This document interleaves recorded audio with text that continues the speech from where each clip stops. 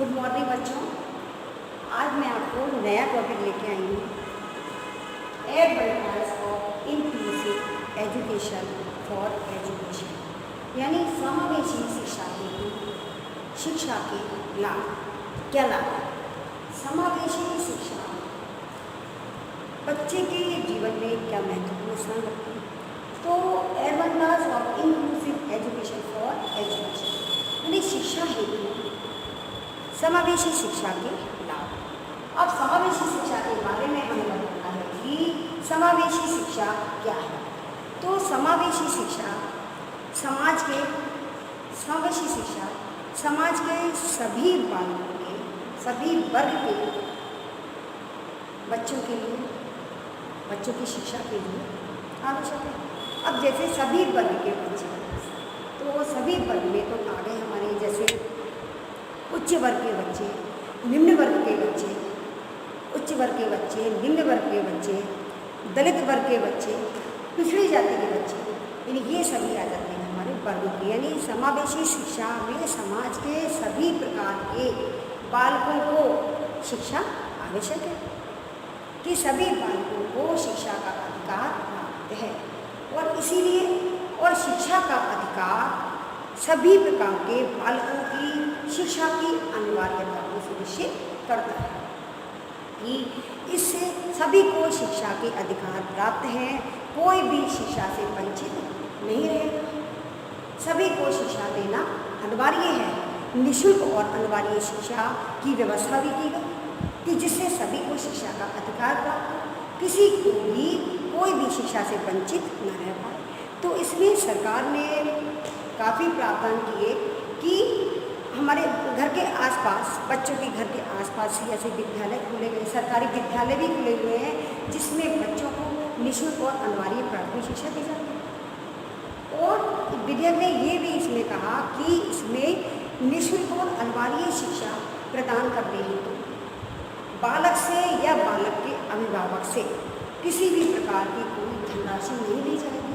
जैसे कि बच्चे का कोई भी प्रकार की किसी प्रकार का कोई शुल्क नहीं लिया जाएगा, जैसे पढ़ाई संबंधी शुल्क है, बच्चों के गणवेश का शुल्क है, परिवहन शुल्क है, पाठ्य पुस्तकें, इन सभी की जिम्मेदारी सरकार को ही निभानी है। किसी भी अध्यापक से ये सब इसका शुल्क नहीं लिया जाएगा। क्यों? सभी के लिए शिक्षा का अधिकार प्राप्त है। तो इसमें बताया गया था कि 6 साल से 14 तक के, 6 साल से 14 वर्ष तक के बच्चों के लिए ये शिक्षा अनिवार्य रूप से लागू की गई कि इसमें सभी बच्चों को शिक्षा दी जाएगी निःशुल्क रूप से। निःशुल्क और अनिवार्य प्राथमिक शिक्षा सभी बच्चों को अनिवार्य है, और ये विद्यालय में एडमिशन कराए जाएंगे कि और किसी से कोई भी शुल्क नहीं लिया जाएगा। बिल्कुल निःशुल्क शिक्षा कर देगी 6 से 14 साल तक के बच्चों के लिए, कि जिससे कोई भी बच्चा शिक्षा से वंचित ना रहे। अब देखो, हम देखते हैं कि जैसे बाल श्रम कानून जो चला था, बाल श्रम कानून में 14 साल से छोटे बच्चों के लिए कुछ अभिभावक उन्हें काम करने के लिए भेज देते हैं। जैसे किसी की पान की दुकान पे बिठा दिया उसको, या किसी ढाबे पर बिठा दिया, किसी होटल में उसको काम करने भेज दिया, या किसी चाय की दुकान पर बिठा दिया। तो वो जो इतने छोटे बच्चे होते हैं वो बेचारे शिक्षा से वंचित रह जाते हैं और काम करने लग जाते हैं। और अभिभावक की भी मजबूरी होती है, क्योंकि वो गरीबी से ग्रस्त होते हैं। गरीबी से ग्रस्त जो अभिभावक होते हैं तो वो अपने बच्चों को काम पे लगा देते हैं। तो ये बाल श्रम कानून जो चलाया गया वो इसीलिए कि इसमें कोई भी बच्चे को, 14 साल से कम के बच्चे को काम पर नहीं लगाया जाएगा। इसको शिक्षा का अधिकार दिया जाएगा, क्योंकि शिक्षा के अधिकार से किसी को भी वंचित नहीं रखा जाएगा। सभी को शिक्षा का अधिकार प्राप्त है। तो यदि कोई ऐसा करता था तो उसको कानून द्वारा वो अपराधी माना जाता था, तो उसको सज़ा भी मिलती थी। तो इसलिए सरकार ने इतने सारे प्रावधान कर दिए हैं कि कोई भी बच्चा शिक्षा के अधिकार से वंचित ना रहे, सभी को शिक्षा का अधिकार दिया जाए। अब हम कहते हैं, जैसे हमारे आसपास जो निजी विद्यालय हैं, हमारे आसपास जो निजी विद्यालय होते हैं, तो निजी विद्यालयों में भी अब आरटी कानून द्वारा, ये कानून हमारा सन 2009 को पारित किया गया था, आरटीई कानून सन 2009 को पारित किया गया था और ये बच्चों के लिए एक ऐतिहासिक क्षण था। बच्चों को जो भारत में पहली बार ऐसा हुआ था कि जो आरटीई कानून जो चला था, इसमें जो निजी विद्यालय हैं यानी प्राइवेट स्कूल, तो उसमें बच्चों के लिए एक ऐसी व्यवस्था की थी कि हर निजी विद्यालय में अपने प्राइवेट स्कूल में 25% स्थान आरक्षित कर दिए गए थे कि इसमें 25% बच्चे फ्री पढ़ेंगे और उनका खर्चा कौन देगा? सरकार की तरफ से। तो उन बच्चों के लिए पाठ्य पुस्तकें, उनकी यूनिफॉर्म की व्यवस्था, तो उनको सब कुछ सरकार की तरफ से फ्री कर दिया था कि जिससे वो बच्चे भी जो निर्बल समुदाय के बच्चे हैं और वो अपने बच्चों को भेज नहीं सकते या सरकारी विद्यालय दूर है, उन्हें प्रॉब्लम हो रही है बच्चों को भेजने में, तो इसलिए सरकार ने ये भी नियम लागू कर दिया कि जो निजी विद्यालय हैं उसमें भी 25% बच्चों को उनकी भी सीट आरक्षित कर दी। 25% बच्चों को उसमें आरक्षित कर दिया गया कि अब आप अगर इस पर सरकारी स्कूल दूर है, आप उन्हें नहीं भेज सकते, तो आप यहाँ अगर इन विद्यालयों में एडमिशन कराइए। जो प्राइवेट स्कूल होते हैं तो इसका भी खर्चा सारा सरकार को ही देना होता है।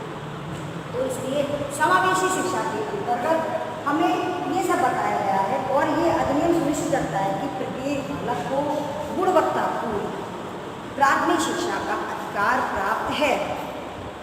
प्रत्येक बालक को गुणवत्तापूर्ण प्राथमिक शिक्षा का अधिकार प्राप्त है और इसे राज्य, परिवार और समुदाय की सहायता से पूर्ण किया जाना है। और इसमें फिर इसके अनेक लाभ हैं। इस शिक्षा से बच्चों को अनेक लाभ प्राप्त हो रहे हैं। अब इन लाभों का अध्ययन करने से पहले शिक्षा के अधिकार को जानना अत्यंत महत्वपूर्ण है कि शिक्षा के अधिकार क्या हैं। तो इन सभी अधिकारों से बच्चे की शिक्षा पूर्ण होती है। जैसे इसमें सभी लोगों का अपना अपना शिक्षा का अधिकार जो है वो बच्चों के लिए, जिसमें बच्चों को किसी प्रकार की कोई परेशानी का सामना ना करना पड़े, तो इसलिए सरकार द्वारा इसमें शिक्षकों की व्यवस्था करना है, शिक्षकों का कर्तव्य है, विधेयक का है, राज्य सरकार द्वारा, केंद्र सरकार द्वारा इन सभी को पारित किया गया कि ये सभी लोग अपनी अपनी सहायता के द्वारा इस विद्यालयों को पूर्ण किया जा सके और बच्चों को किसी प्रकार की असुविधा ना हो।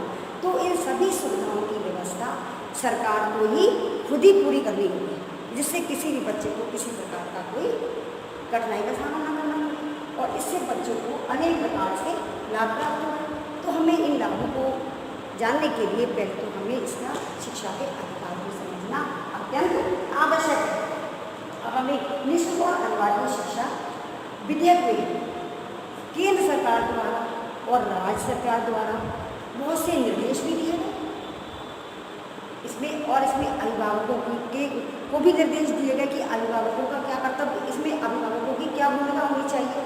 यदि अभिभावक अपने बच्चे को विद्यालय में भेजना है उसको, और जब तक कि उसकी शिक्षा पूर्ण नहीं हो जाती तब तक उसकी पढ़ाई लिखाई पर पूरा ध्यान देना है, तो ये अभिभावकों को भी निर्देश दिए गए। ये बात अभिभावकों को बताई गई कि केंद्र सरकार द्वारा और राज्य सरकार द्वारा कि इनके उत्तरदायित्व क्या हैं, इनकी क्या भूमिका होनी चाहिए। तो इसलिए इन निर्देशों को इनके लाभों में जो निर्देश हैं, इन निर्देशों को 7 अध्यायों में बांटा गया। 7 अध्याय और 38 खंडों में बांटा गया। 7 अध्याय और 38 खंडों में बांटा गया, जिसका हम आपको स्पष्ट विवरण कराएंगे। अब हम आपको बताते हैं कि इनको कैसे बांटा गया। इन 7 अध्यायों का संक्षिप्त विवरण निम्न प्रकार है। जैसे कि हमारा आता है पहला प्रस्तावना। अब हमारा पहला आता है प्रस्तावना, इंट्रोडक्शन। पहला आता है हमारा प्रस्तावना, इंट्रोडक्शन।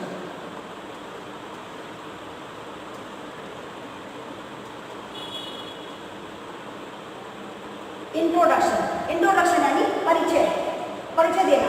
तो निःशुल्क और प्राथमिक शिक्षा विधेयक की अवधारणा में ये बताया गया है, इस प्रस्तावना में हमें ये बताया गया है कि इस अध्याय के खंड 2 में विद्यालयों को परिभाषित करते हुए इस प्रस्तावना टॉपिक में विद्यालय के अध्ययन करते हुए इन 4 प्रकार के विद्यालयों को बताया गया है। अब 4 प्रकार के विद्यालय कौन कौन से हैं? जैसे कि हमारा पहला आता है सरकार द्वारा पोषित एवं, पहला आता है हमारा सरकार द्वारा पोषित एवं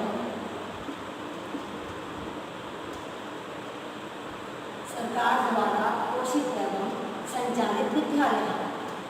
तो समावेशी शिक्षा के अंतर्गत जो 6 साल से 14 साल तक के बच्चे हैं इनको बिल्कुल फ्री एजुकेशन दी जाएगी।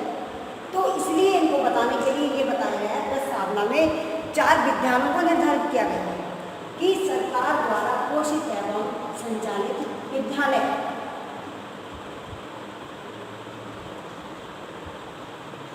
जो सरकार द्वारा चलाए जाते हैं और सरकार की इसमें विशेष सुविधा दी जाती है, सरकार द्वारा इसमें इन विद्यालयों में विशेष सुविधा दी जाती है। जो सरकार द्वारा पोषित यानी सरकार ही उनका पोषाहार वगैरह उसका जो विवरण कराती है, सरकार के द्वारा इनको पालन किए जाते हैं। सरकार उसमें हर चीज़ की व्यवस्था कराती है, जैसे उसमें कपड़ों की व्यवस्था है, यानी सरकार के द्वारा ही जो पाले गए हैं। जैसे उसमें बच्चों के लिए निःशुल्क और अनिवार्य प्राथमिक शिक्षा में हमें सरकार के द्वारा जो निःशुल्क कोई भी शुल्क नहीं लिया जाता है, और ना गणवेश का कोई शुल्क लेना है, ना परिवहन का, और ना बच्चों की यूनिफॉर्म का, किसी भी चीज़ का जो मध्याह्न जो मिलता है, मध्य भोजन जो मिलता है, किसी भी चीज़ का कोई शुल्क नहीं लिया जाता है। तो जो सरकार द्वारा पोषित और संचालित विद्यालय इसमें शामिल हुए। अब हमारा नंबर 2 आता है विशिष्ट विद्यालय। नंबर 2 आता है हमारा विशिष्ट विद्यालय। विशिष्ट विद्यालय जो हमारे विशिष्ट होते हैं, विशेष बच्चों के लिए होते हैं, यानी जो प्रतिभाशाली बच्चे हैं हमारे, तो विशिष्ट विद्यालयों में आते हैं हमारे केंद्रीय विद्यालय, नवोदय विद्यालय, केंद्रीय विद्यालय, नवोदय विद्यालय ये आते हैं हमारे।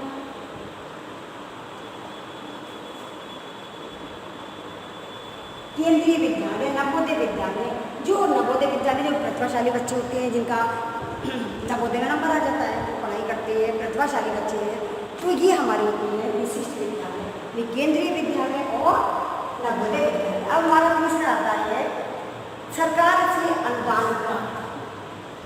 सरकार से अनुदान प्राप्त, सरकार से अनुदान प्राप्त, सरकार से अनुदान प्राप्त निजी विद्यालय। जो हमारे निजी विद्यालय है, यानी इन विद्यालयों में क्या होता है कि कुछ तो धनराशि सरकार के द्वारा ली जाती है, सरकार द्वारा कुछ धनराशि ली जाती है, सरकार से अनुदान प्राप्त कुछ राशि सरकार द्वारा ली गई, कुछ खुद लगानी पड़ती है। तो इस तरह से जो विद्यालय होते हैं वो होते हैं सरकार से, यानी अर्ध सरकारी, जो सरकार भी उनकी थोड़ी सहायता करती है और वो लोग खुद भी अपना पैसा खर्च करके जो विद्यालय बनाए जाते हैं उन्हें कहते हैं ये अर्ध सरकारी। और ये हमारे यहाँ सरकार द्वारा पोषित, तो ये आ गए हमारे सरकारी विद्यालय, सरकारी स्कूल। जैसे हमारे यहाँ पे हैं ये हायर सेकेंडरी है, गर्ल्स स्कूल है, नंबर 3 है, नंबर 2 है, ये जो विद्यालय हैं ये हमारे यहाँ सरकार द्वारा। और ये किसी विद्यालय को आपको पता है केंद्रीय विद्यालय और नवोदय विद्यालय। अब ये सरकार से अनुदान प्राप्त और अनुदान न पाने वाले विद्यालय। अब हमारा चौथा आता है अनुदान न पाने वाले, अनुदान न पाने वाले विद्यालय।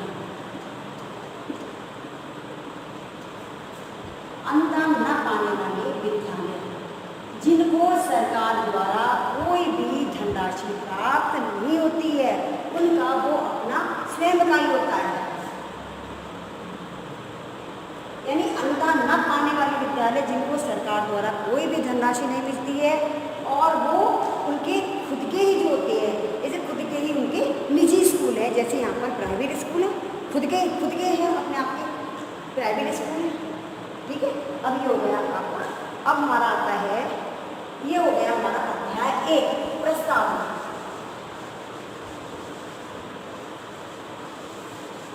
अध्याय 1 में आ गया हमारा प्रस्तावना। अब हमारा आता है अध्याय 2।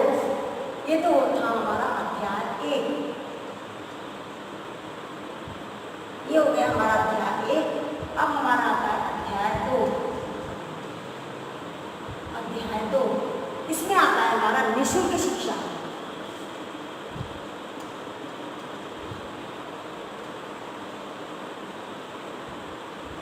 निःशुल्क शिक्षा एवं अनिवार्य शिक्षा, निःशुल्क शिक्षा एवं और अनिवार्य शिक्षा का प्रावधान, निःशुल्क एवं अनिवार्य शिक्षा का प्रावधान, अनिवार्य शिक्षा का प्रावधान।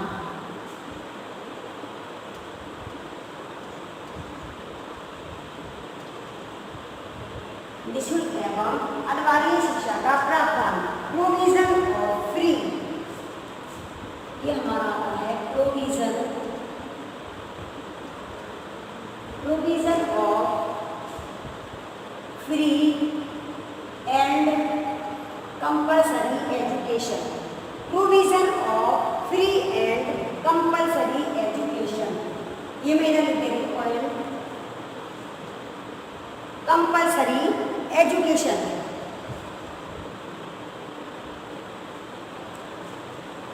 कंपल्सरी एजुकेशन,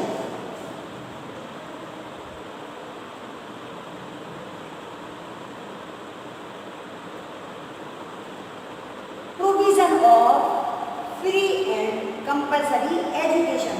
इसमें विधेयक के दूसरे अध्याय में, विधेयक के दूसरे अध्याय में निःशुल्क एवं अनिवार्य शिक्षा के प्रावधानों को भी निर्धारित किया गया है।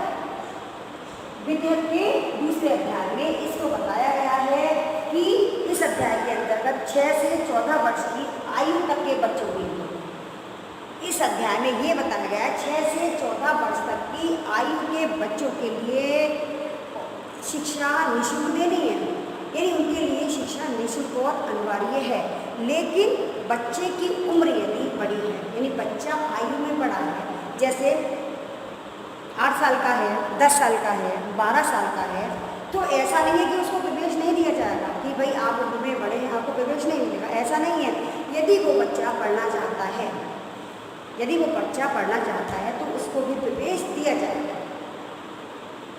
तो उम्र में बड़े बच्चे को भी प्रवेश दिया जाएगा ताकि वो अपनी पढ़ाई पूरी कर सके। और तो जब बच्चा उम्र में बड़ा है तो उसको भी प्रवेश दिया जाएगा निःशुल्क, और उसको तभी तक पढ़ाया जाएगा जब तक कि उसकी शिक्षा पूर्ण नहीं हो जाती। जैसे कि अब वो बच्चा उम्र में बड़ा है, 14 साल से भी ज़्यादा हो जाएगा, तो उसको पढ़ाया जाएगा क्योंकि उसको शिक्षा पूरी करानी है। अब जैसे प्राइमरी स्कूल जो होते हैं, प्राथमिक विद्यालय, वो 5वीं क्लास तक है, और फिर हमें क्या करना है, उस विद्यालय से बच्चे का स्थानांतरण कराना है, क्योंकि 5वीं क्लास तक तो बच्चे ने पढ़ लिया, अब बच्चों को 8वीं तक पढ़ना है, क्योंकि 6 से 14 साल तक के बच्चों का तो 8वीं तक ही होता है, तो वो उन्हें 8वीं तक और पढ़ना है, तो वो अपने इस विद्यालय से दूसरे विद्यालय में स्थानांतरण करा सकता है। और इस स्थानांतरण कराने में सरकार को अपनी पूरी सहायता देनी होगी, और जब वो किसी दूसरे विद्यालय में जाएगा तो उसको भी वहाँ पर निःशुल्क पढ़ाई की व्यवस्था होगी, उससे वहाँ कोई भी शुल्क नहीं लिया जाएगा।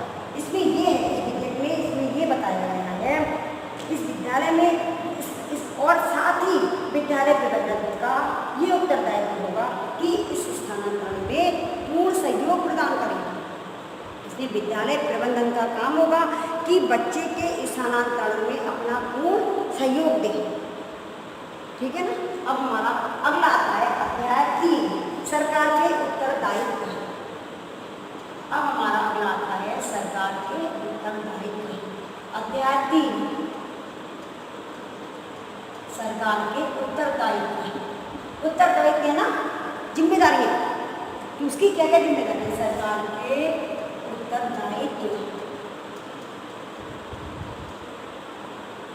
यानी रेस्पॉन्सिबिलिटी ऑफ गवर्नमेंट, रेस्पॉन्सिबिलिटीज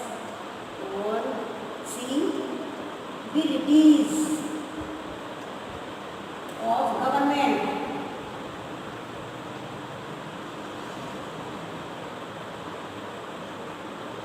सरकार की इस शिक्षा के अधिकार में सरकार की क्या क्या जिम्मेदारियां हैं, सरकार अपना उत्तरदायित्व कैसे निभाएगी, इस अध्याय 3 में सरकार के अध्याय 3 में निःशुल्क और अनिवार्य शिक्षा विधेयक की अनुपालना में केंद्र सरकार, राज्य सरकार और स्थानीय प्रशासन द्वारा इन कमियों को पूरा किया जाएगा। केंद्र सरकार, राज्य सरकार और स्थानीय प्रशासन द्वारा, स्थानीय प्रशासन में हमारे आ गए डीएम वगैरह हैं, कलेक्टर हैं, इनके बारे में इसमें निर्धारित किए गए हैं। इनके कर्तव्य क्या होना चाहिए ये इसमें निर्धारित किए गए हैं। इस शिक्षा के लागू होने के 3 वर्ष के अंदर, इस शिक्षा के लागू होने के 3 वर्ष के अंदर सरकार को ये देखना है कि विद्यालय उस जगह पर ही खुलवाए जाएं कि जिससे बच्चे को आने में कोई परेशानी का सामना ना करना पड़े। यानी बच्चे के घर से उसकी बच्चे का घर निवास स्थान विद्यालय से कितनी दूरी पर है, इन बातों का विशेष ध्यान रखा जाता है, जिससे बच्चे को आने में कोई असुविधा ना हो, बच्चा आराम से आ सके। इसलिए सरकार के उत्तरदायित्व है कि किसी प्रकार की कोई परेशानी न हो और 6 से 14 वर्ष तक के प्रत्येक बालक को प्राथमिक शिक्षा में प्रवेश दिलाया जाए और उसकी उपस्थिति भी देखी जाए। सरकार को ये देखना है कि इसमें बच्चों की उपस्थिति कितनी है। कहीं ऐसा तो नहीं है कि बच्चे ने एडमिशन करा दिया और बच्चा अपने घर में बैठा हुआ है। बच्चे ने स्कूल में एडमिशन तो करा लिया और लेकिन वो स्कूल में प्रेजेंट नहीं हो रहा है, तो बच्चे को सरकार को उसकी उपस्थिति भी देखनी है कि वो बच्चा रोजाना प्रेजेंट होता है या नहीं। यदि नहीं होता है तो उसे घर जाके पता करना है कि हमें किस तरह का करना है, तो उसे शिक्षक को भेजना है संपर्क करने के लिए कि पता करो ये बच्चा क्यों नहीं आ रहा, एडमिशन तो करा लिया और लेकिन घर में बैठा हुआ है। तो ये इसमें सरकार की सारी जिम्मेदारियाँ होती हैं कि इसमें ध्यान रखें और साथ ही कमजोर और वंचित वर्गों के बालों के साथ कोई भेदभाव ना हो। और इसमें कमजोर और वंचित बच्चे हैं उनके साथ में कोई भी किसी प्रकार का भेदभाव ना हो और वंचित वर्ग कोई भेदभाव। विद्यालय भवन शिक्षा और शिक्षण सामग्री से है। विद्यालय भवन शिक्षा विद्यालय भवन कैसा बनाया जाए, विद्यालय भवन किस प्रकार के शिक्षक नियुक्त किए जाएं, शिक्षण सामग्री को किस प्रकार की शिक्षण सामग्री का प्रयोग किया जाए। तो इन सभी चीज़ों का उत्तरदायित्व तो सरकार का ही होता है कि आवश्यक व्यवस्थाएं सरकार और स्थानीय शासन द्वारा ही की जाएंगी।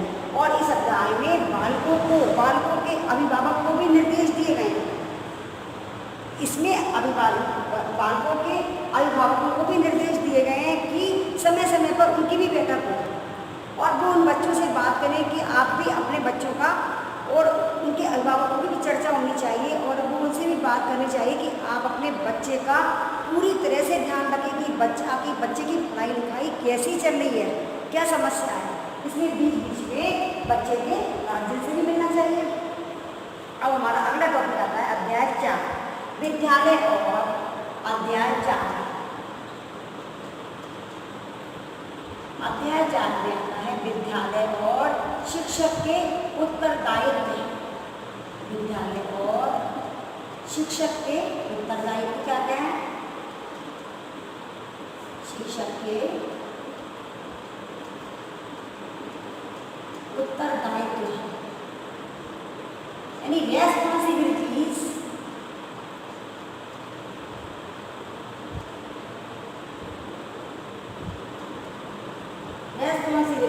of school and teacher।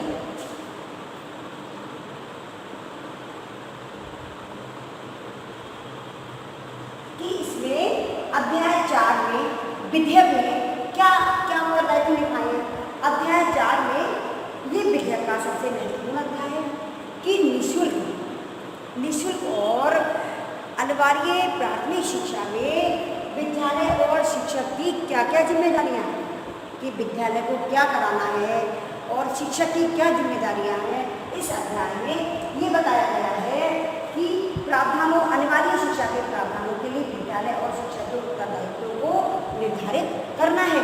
अब इसमें ये देखना है हमें कि ये अध्याय स्पष्ट करता है कि सरकारी विद्यालय किसी भी बालक की शिक्षा के लिए शुल्क नहीं लेंगे। इस अध्याय में ये बताया गया है कि कोई भी विद्यालय बच्चों की शिक्षा पूर्ण होने तक 6 से 14 साल तक की उम्र की शिक्षा पूर्ण होने तक उससे कोई भी शुल्क नहीं लिया जाएगा। शिक्षा उसको निःशुल्क दी जाएगी। और इसमें शिक्षक के भी हैं कर्तव्य, तो शिक्षक के कर्तव्यों में और शिक्षकों के लिए भी ये स्पष्ट किया गया है कि शिक्षण का काम और शिक्षक के उत्तरदायित्व इस विधेयक में इस प्रकार हैं कि शिक्षक का काम केवल शिक्षक कराना है। शिक्षक का काम केवल विद्यालय में शिक्षण कराना है। अन्य कोई कार्य यानी शिक्षण कराने के अतिरिक्त शिक्षक को कोई और दूसरा काम नहीं दिया जाएगा। जैसे कि सरकारी स्कूलों में मैंने देखा है कि शिक्षकों की ड्यूटी चुनावों में लगा देते हैं, चुनाव वगैरह होते हैं तो चुनावों में लगा देते हैं शिक्षकों की ड्यूटी। तो उसमें ये बताया गया है कि शिक्षकों की ड्यूटी सिर्फ इतनी होगी कि बच्चों को अच्छी तरह से वो शिक्षण ही कराए, इसके अतिरिक्त उसे कुछ भी काम नहीं दिया जाएगा। और शिक्षक को ये भी ध्यान रखना है यदि कोई बच्चा शिक्षक को ये भी ध्यान रखना है यदि कोई बच्चा बीच में पढ़ाई छोड़कर चला जाता है, उसका मन नहीं है पढ़ने का किसी भी कारणों की वजह से, बहुत से कारण हो सकते हैं। यदि कोई बच्चा बीच में पढ़ाई छोड़कर चला जाता है तो शिक्षक का ये कर्तव्य है कि उसकी समस्याओं का पता लगाए कि इसने पढ़ाई छोड़ने के कारणों को पता लगाए, फिर उनका समाधान करे कि इनकी प्रॉब्लम कैसे सॉल्व की जा सकती है। तो उनका पढ़ाई छोड़ने का कारणों का पता लगाना चाहिए कि किस कारण इसने पढ़ाई को छोड़ा है। फिर पढ़ाई के कारणों को जानने के बाद शिक्षक को उन्हें दूर करने का संभव प्रयास करना चाहिए। और शिक्षक को यहाँ पर समय के अनुसार यानी नियमानुसार शिक्षक की उपस्थिति भी जरूरी है। शिक्षक को नियमानुसार समय पर आना जरूरी है। और बच्चे के पाठ्यक्रम के बारे में भी ध्यान रखना है कि बच्चों को किस प्रकार का पाठ्यक्रम कराया जाए, कि बच्चों का स्तर कैसा है। उस बच्चों का स्तर देखते हुए, बच्चों की रुचि और योग्यता की क्षमता को देखते हुए शिक्षक का ये कर्तव्य है कि उसको इस तरह का पाठ्यक्रम कराया जाए जिससे उसे किसी प्रकार की कोई बाधा न हो, वो ठीक तरह से सीख सके। और बालक की नियमितता और अभिभावकों के साथ उसकी मीटिंग भी की जानी चाहिए कि आपका बच्चा डेली आता है नहीं आता है, तो बच्चे की नियमितता और उपस्थिति, सीख, प्रगति और समस्याओं के बारे में चर्चा करनी चाहिए। ये हमारा हो गया अध्याय 4। अब हमारा आता है अध्याय 5, प्रारंभिक शिक्षा का पाठ्यक्रम। अध्याय 5, प्रारंभिक शिक्षा का पाठ्यक्रम। प्रारंभिक शिक्षा का पाठ्यक्रम। प्रारंभिक शिक्षा का पाठ्यक्रम curriculum of primary education. Curriculum of primary education. Primary education. इसमें अध्याय 5 में ये निर्देश दिया गया है कि निःशुल्क और अनिवार्य शिक्षा विधेयक में प्रारंभिक शिक्षा का पाठ्यक्रम किस प्रकार निर्धारित किया गया। इसमें ये निर्धारित किया गया है कि प्राइमरी एजुकेशन का पाठ्यक्रम कैसा होना चाहिए। तो पाठ्यक्रम शिक्षक को इस प्रकार से बनाना चाहिए कि जिससे बच्चा सरल तरीके से सीख सके। बच्चों की स्तर को देखते हुए, अब जैसे छोटे बच्चे हैं तो छोटे बच्चों को तो खेल में सिखाया जा सकता है, तो उनको इस तरह की सामग्री, जैसे छोटे बच्चों के लिए तो किताबों में भी पोएम होती है, पोएम वगैरह लिखी होती है, तो बच्चा खेल में ही पोएम सीख जाता है। तो इसलिए इस बात का विशेष ध्यान रखा जाता है कि किस तरह का कि छोटे बच्चों के लिए विशेष वस्तुओं पर अधिक महत्व दिया गया है जो उसके दैनिक जीवन में आती है, जैसे कि खेल खिलौने हैं, हवा पानी है, प्राकृतिक साधन है, इस तरह से। अब इसमें सरकार द्वारा नियुक्त एक शैक्षणिक अधिकारी होता है, ये तो छोटे बच्चों का हो गया। फिर सरकार द्वारा एक इसमें नियुक्त शैक्षणिक अधिकारी होता है, तो वो शैक्षणिक अधिकारी प्रारंभिक शिक्षा का पाठ्यक्रम देखेगा कि पाठ्यक्रम किस प्रकार का है, उसका पाठ्यक्रम और मूल्यांकन को देखते हुए फिर उसकी जांच करना है कि भाई ये पाठ्यक्रम कैसा है, बच्चा सीख पा रहा है या नहीं सीख पा रहा है। यानी बच्चे की बच्चे के स्तर को देखते हुए पाठ्यक्रम उनके अनुरूप है या नहीं, ये भी देखना। तो प्रारंभिक शिक्षा का पाठ्यक्रम इसलिए बताया गया है कि जिससे बच्चे का ज्ञान और विकास के लिए उपयुक्त है या नहीं। पाठ्यक्रम के बारे में विद्यार्थी प्रावधान है कि जहाँ तक संभव हो सके प्राथमिक शिक्षा उसकी मातृभाषा में ही दी जानी चाहिए। बच्चों की मातृभाषा, बच्चा जिस प्रकार की मातृभाषा बोले, जैसे अगर राजस्थान का बच्चा है तो वो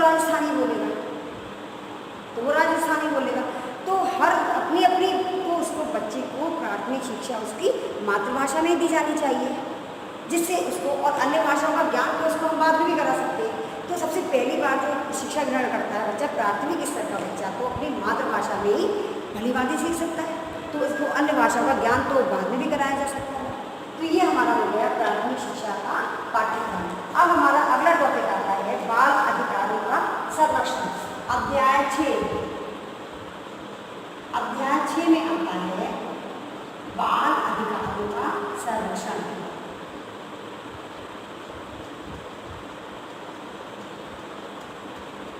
बाल अधिकारों का संरक्षण।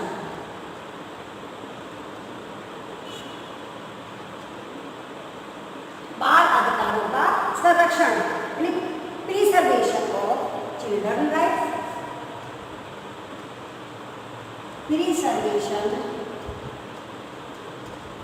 Preservation of children rights. बाल अधिकार, बाल अधिकार हमारे अध्याय 6 में अध्याय 6 में बाल अधिकारों का उल्लेख किया गया है। इसमें बच्चों के अधिकार कैसे होना चाहिए, बच्चों को किस तरह की शिक्षा देनी है, उसके अधिकारों को ध्यान में रखते हुए, बाल अधिकारों के संरक्षण को ध्यान में रखते हुए इस पर विचार किया गया है और दिशा निर्देश जारी किए हैं।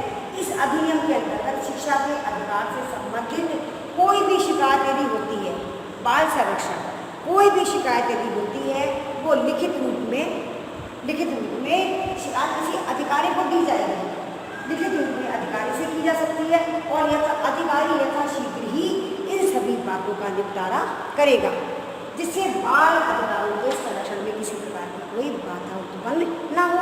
इसलिए बाल अधिकारों के संरक्षण का ध्यान रखते हुए इस शिक्षा में जो भी शिकायत है हमारी वो किसी अधिकारी से की जाएगी, फिर अधिकारी उन सब चीज़ों को देखते हुए उन पर कड़ी कार्रवाई करेगा और फिर उन सब बातों का निपटारा करेगा। अब हमारा आता है अध्याय 7।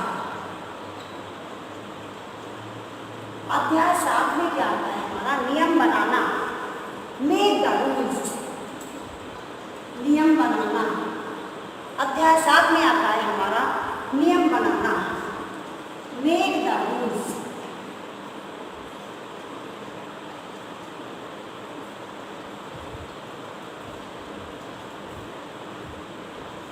मेक द रूल्स, इसमें क्या आता है हमारा, अध्याय 7 में बताया गया है कि सरकार और विद्यालय द्वारा निःशुल्क और अनिवार्य, अध्याय 7 में निःशुल्क और प्राथमिक शिक्षा, निःशुल्क और अनिवार्य शिक्षा विद्या के प्रावधानों को लागू करने के लिए विशेष नियम बनाए गए हैं। विद्यालय द्वारा निःशुल्क और प्राथमिक शिक्षा के लिए विशेष नियम बनाए गए हैं।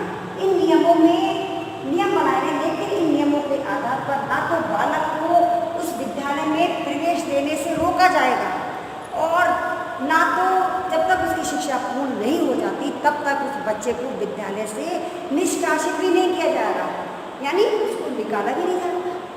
जब तक कि बच्चे की शिक्षा पूर्ण नहीं हो जाती तब तक बच्चे को उस विद्यालय से निष्कासित नहीं किया जाएगा।